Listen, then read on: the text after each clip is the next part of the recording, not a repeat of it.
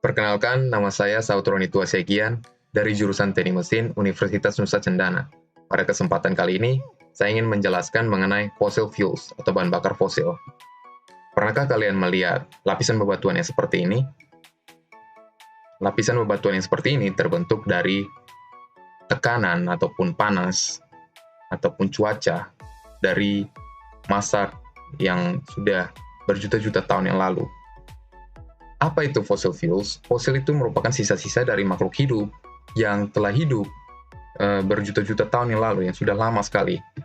Fosil ini mengandung bahan-bahan organik yang terkubur pada lapisan bebatuan. Bahan bakar merupakan sumber dari energi. Tanpa bahan bakar fosil, orang-orang yang sekarang belum tentu bisa mengendarai kendaraan mereka. Kita juga bisa menyalakan lampu ataupun menghangatkan rumah kita itu karena menggunakan fossil fuels. Ini dikarenakan kebutuhan energi ini datangnya dari fossil fuels. Energi yang masuk ke fossil fuels ini sebenarnya datangnya dari matahari karena tumbuhan menerima energi dari matahari. Lalu dari tumbuhan itu menjadi makanan bagi hewan-hewan seperti herbivora. Lalu hewan-hewan karnivora memakan hewan-hewan herbivora dan begitu seterusnya. Lalu mereka mati dan terkubur. Saat kita berpikir mengenai fosil, kita mungkin berpikir seperti dinosaur atau makhluk hidup yang besar lainnya. Namun justru fosil itu terbentuk dari hewan-hewan dan tumbuhan yang lebih kecil-kecil. Selanjutnya kita akan membahas mengenai the formation of fossil fuels atau pembentukan dari bahan bakar fosil. Sedimentary rocks atau batu sedimen. Kebanyakan batuan yang ada di permukaan bumi itu merupakan batuan sedimen. Batuan sedimen ini terbentuk karena weathering atau cuaca. Cuaca itu seperti hujan, musim panas, musim dingin, dan sebagainya. Sedimen ini terbentuk pada lapisan-lapisan lembah ataupun lapisan lautan dan sebagainya. This pressure compacts the sediments. Jadi tekanan tiap lapisan dari tanah itu menekan lapisan yang di bawahnya. Lalu lapisan nanti ada baru lagi menekan lagi. Lapisan itu terbentuk awalnya dari tanah. Tanah ini, kenapa bisa tanah ini keras? Jadi over time, water flows through the compacted sediments. Artinya air mengaliri tanah ini. Most of the water on the earth contains dissolved minerals. Air itu mengandung mineral. Dan sifat mineral of the minerals stick to the sediments, okay? Mineral itu memiliki sifat yang bisa melekatkan bebatuan atau sedimen-sedimen ini. Jadi mineral ini semacam a kind of cement, sejenis semen, karena bisa melekatkan tanah sehingga menjadi bebatuan. Fossil fuels itu terdiri dari 3 yang akan kita bahas nanti.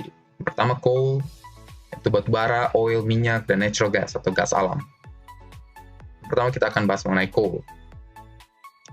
Apa itu coal? Batu bara itu terbentuk dari tumbuhan-tumbuhan yang mati yang tenggelam pada swamps atau rawa-rawa. The organic matter is buried under sediments and slowly transformed into peat. Material-material atau bahan-bahan organik itu terkubur pada bebatuan sedimen atau lapisan-lapisan sedimen sehingga berubah menjadi ini yang kita sebut peat. Dalam bahasa Indonesia disebut tanah gambut. Dead plants buried at the bottoms of swamps can form peat. Over millions of years, the peat can become coal. Jadi pembentukan batu bara ini atau coal ini tentunya membutuhkan millions of years, berjuta-juta tahun. Sehingga peat itu bisa menjadi batu bara. Coal looks like a shiny black rock. Jadi batu bara itu seperti ini. Terlihat seperti batu hitam yang mengkilap, shiny black rock. Factories use coal to make iron and steel. Today we burn coal mainly to make electricity. Pabrik-pabrik menggunakan batu bara untuk memproduksi besi dan logam-logam lainnya. Sementara di zaman kita ini, kita menggunakan batu bara untuk menghasilkan listrik. Coal is the most abundant fuel. Jadi bahan batu bara ini merupakan bahan bakar yang sangat banyak. Faktanya, 1/4 batu bara di dunia ini ada di Amerika Serikat. Coal is used primarily in the United States. Batu bara digunakan di Amerika untuk menghasilkan electricity, menghasilkan listrik. Itu bagaimana caranya? It is burned in power plants. Itu dibakar pada suatu power plant atau pembangkit listrik. untuk menghasilkan listrik yang kita bisa gunakan saat ini. List of countries by coal production. This is a list of countries by coal production based mostly on the statistical review of World Energy Ranking. Ini data statistik produksi batu bara di negara-negara selama beberapa tahun terakhir. Ini diambil dari Statistical Review of World Energy. Dan kita bisa lihat bahwa Indonesia berada di peringkat ke-6. Indonesia tak kalah jauh dalam produksi batu bara. Pada tahun 2018, dia menghasilkan 461 juta ton. Selanjutnya penambangan batu bara. Itu bagaimana? Ada penambangan surface mining dan deep mining. Pada surface mining itu batu bara cuma dicari pada permukaan-permukaan saja. Lalu nantinya akan dilakukan reclamation, penutupan lagi atau semacam penambalan agar lingkungan tidak rusak. Sementara pada deep mining pastinya menggunakan teknologi yang lebih canggih agar mendapatkan hasil batu bara yang lebih baik karena digali lebih dalam. Selanjutnya itu coal analysis and properties, sifat batu bara yang akan kita telah ada 4, yaitu volatile numeric content, fixed carbon content, moisture content, and ash content.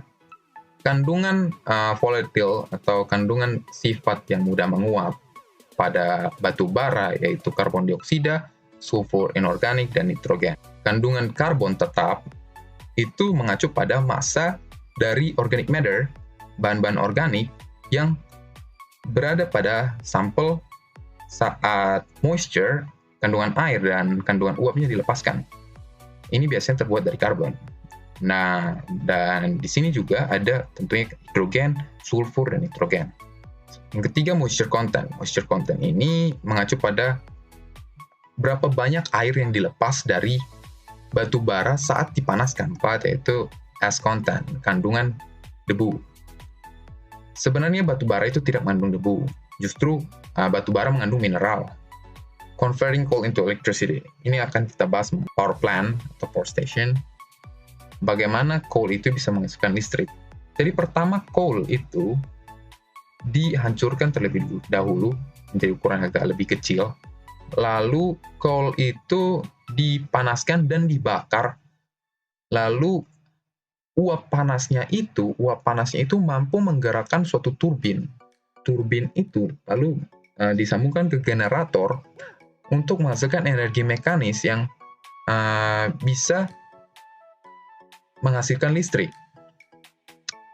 Lalu uap ini akan dilanjutkan suatu cooling tower untuk didinginkan lagi menjadi air, dan air itu pun nanti dipanaskan lagi sehingga menjadi uap dan sebagainya. Electricity from coal is the electric power made from the energy stored in coal. Carbon made from ancient plant materials. Okay. Yang kedua, oil atau minyak. Apa itu oil? Oil is a sticky black liquid from tiny one-celled sea plants and animals called plankton. Okay? Jadi minyak itu berasal dari tumbuhan laut bersel satu dan hewan-hewan seperti plankton. Untuk mendapatkannya kita perlu melakukan pengeboran ke dalam tanah yang tentunya dalam. Lalu kita pump it, baik kita sedot lagi ke permukaan. What is petroleum and gasoline? Petroleum is a mix of chemicals. Okay, petroleum itu campuran dari minyak. Jadi petroleum itu dalam bahasa Indonesia merupakan minyak bumi. Sementara gasoline itu bensin. Jadi petroleum itu masih bentuk umum minyak bumi. Dari petroleum itu pasti banyak lagi jenis-jenisnya, menjadi disuling menjadi gasoline, jadi kerosin dan lainnya. Itu akan kita bahas.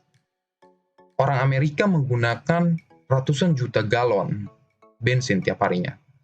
Hampir 1/5 dari energi di Amerika itu datangnya dari bensin.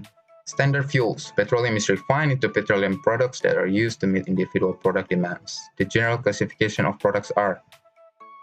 Jadi petroleum ini disuling menjadi beberapa jenis hasil dari petroleum itu, hasil minyak bumi.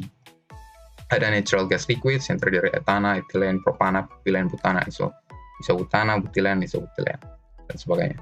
Lalu ini finished petroleum products yang sudah hasil akhirnya, finished petroleum products. Motor gasoline, jet fuel, kerosene, dan sebagainya. Motor gasoline itu includes reformulated gasoline for vehicles and oxygenated gasoline. Ini bensin yang beroksigen. Contohnya pada gasohol. Gasohol itu campuran dari gasoline dan alkohol. Lalu jet fuel is classified by use such as industrial or military and naphtha and kerosene type. Naphtha fuels are used in turbojet. Naphtha, bahan bakar naphtha itu digunakan pada turbo, lalu ada rocket fuel juga. Yang ketiga, kerosene. Kerosene ini memang namanya kurang familiar bagi kita, namun justru ini sering kita pakai, yaitu minyak tanah. Minyak tanah atau kerosin ini contohnya bisa kita gunakan sebagai penghangat ruangan, untuk memasak, untuk lentera lampu, dan memasak air. Keempat, distillate fuel oil. Ada number 1 distillate, number 2, and ini untuk commercial burners. Petrochemical feedstock, bahan mentahan dari petrokimia is used ini untuk manufaktur bahan-bahan kimia seperti karet dan plastik. Naphtha ini merupakan jenis petroleum yang boiling range-nya itu di 122 derajat Fahrenheit sampai 400 derajat Fahrenheit. Yang ke-7, lubricants. Lubricants ini merupakan residu dari petroleum. Lubricants are paraffinic and naphthenic. Ini seperti parafin atau nafta. Lubricants ini seperti yang kita gunakan pada motor itu oli dan sebagainya untuk pelicin, pelumas. Dan yang ke-8, waxes. Waxes ini juga termasuk dalam residual fuel oil. Jadi lubricants dan waxes ini termasuk dalam residual fuel oil. Waxes ini semacam material solid atau semi-solid dari distilasi petroleum. Dan ini merupakan residu hasil pembuangan yang akhir. 9, aspal is a cement-like material. Ini material yang bersifat seperti semen, bisa melengketkan dan mengandung bitumen. Lalu road oil digunakan untuk perawatan pada permukaan jalan. Dan yang ke-10, steel gas is any refinery byproduct gas. Ini merupakan gas hasil penyulingan. Ini seperti pada metana, etana, etilen, butana, dan gas-gas serupa lainnya. Yang ketiga, itu natural gas. Apa itu natural gas? Jadi, anywhere you find oil, you will find natural gas. Jadi, di mana kita bisa menemukan minyak, kita juga bisa menemukan gas alam. Seperti minyak juga, kita harus menemukan gas alam ini dengan menggunakan dan melaksanakan pengeboran. Lalu kita juga melakukan pompanya. Kita pompa lagi naik ke atas, jadi tidak berbeda jauh. Lalu kita lakukan pembersihan, dan ini yang penting, methane doesn't have any smell, so a chemical is added to make it stink so you can tell when you're around it. Gas metana itu tidak memiliki bau ataupun aroma, jadi suatu zat kimia harus ditambahkan ke situ agar itu memiliki bau dan kita bisa tahu saat kita berada di dekat metana. Gas alam ini disebut sebagai bahan bakar yang paling ramah lingkungan karena dia melepaskan contaminants atau zat yang lebih sedikit berbahaya.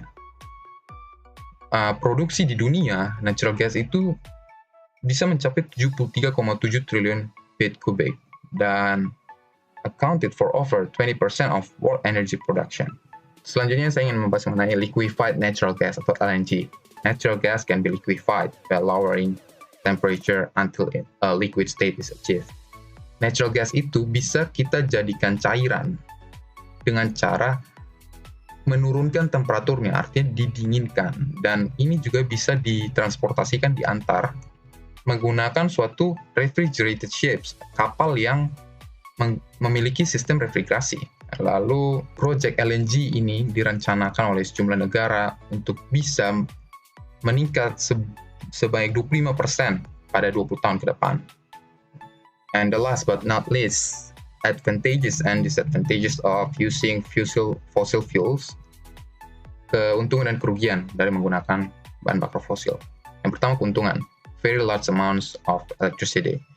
Kita bisa menghasilkan banyak listrik dari menggunakan batu bara, tentunya ini murah. transporting oil and gas to the power station is easy. Mendistribusikan minyak dan gas ke pembangkit-pembangkit listrik itu mudah. Lalu, gas-fired power station are very efficient. Pembangkit listrik yang menggunakan api dari gas itu efisien.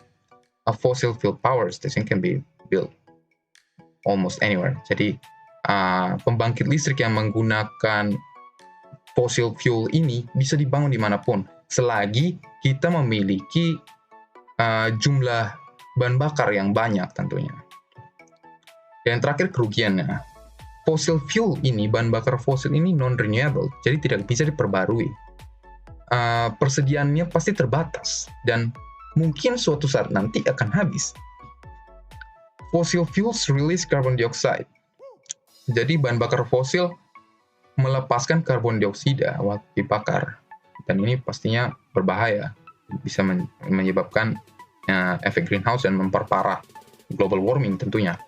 Coal and oil release sulfur dioxide gas, which cause breathing problems. Jadi gas sulfur dioksida ini menyebabkan masalah pernapasan tentunya pada waktu hidup, dan ini juga bisa menyebabkan seperti yang kita ketahui yaitu hujan asam, di mana awan menyimpan udara-udara yang berbahaya.